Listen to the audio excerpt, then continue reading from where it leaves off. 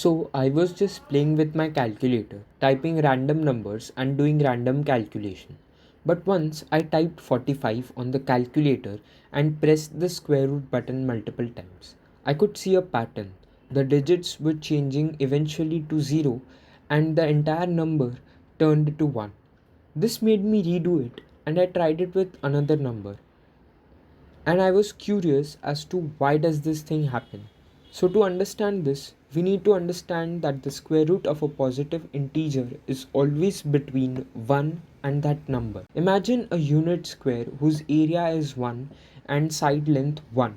The area of the square is the number whose root we want to find, and the square root of that number is the side length of the square, and so root 1 is equal to 1. Now, if we want to find the square root of, let's say, 45, we can say that we need to find the side length of the square of area 45. And so obviously, the side length will always be greater than 1 and less than number 45, because we are trying to find a number y which when multiplied by itself would give us 45.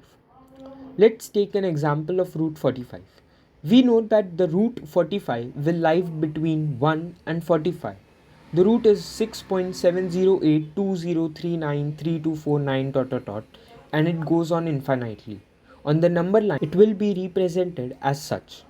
Now root of that number would be between 1 and 6.70820393249 and dot dot dot, it goes on for infinity.